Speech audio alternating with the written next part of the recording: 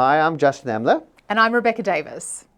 As the federal election approaches, we continue in our deep dive into where the major parties stand on the issues that matter most to the Australian Jewish community. AIJAC has asked both Labor and the Coalition some tough, direct questions, and we're here to break down the answers without the spin. In this segment, we're turning our attention to one of the most loaded topics in Australian foreign policy right now. How will Australia's next government plan to promote peace between Israel and the Palestinians? It's a question that's gone from abstract diplomacy to urgent reality in the wake of October 7 and everything that's followed. And while both Labor and the Coalition say they support a two-state solution, what they mean by that and how they act on it isn't always the same. So let's start with the opposition. It's sticking with what's been Australia's traditional position, that a two-state outcome has to come through direct negotiations. It's very clear, no shortcuts, no unilateral move. Right. The Coalition says a Dutton-led government will continue supporting a negotiated solution where both Israel and the future Palestinian state live in peace within internationally recognised borders. But the emphasis is on negotiated, meaning both sides at the table hashing out the hard stuff like borders, security and refugees. And on Gaza, the Coalition isn't mincing words. It's calling for Hamas to release all hostages, lay down arms and stop using civilians as human shields.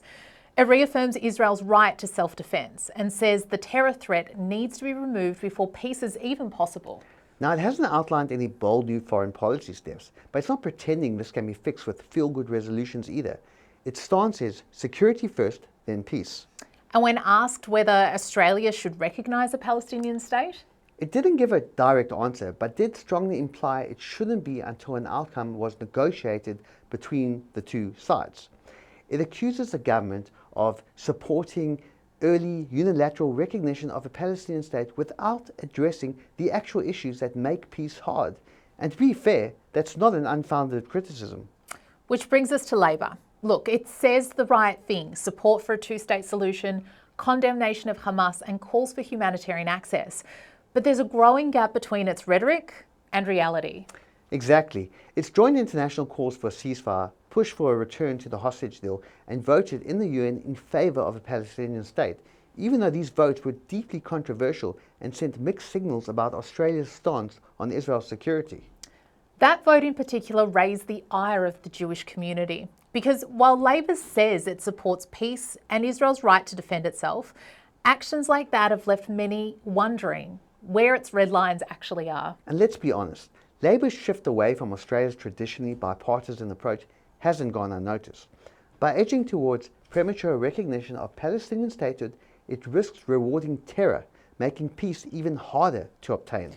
So while both parties say they support a two-state solution, the Coalition is prioritising security, negotiations and clarity.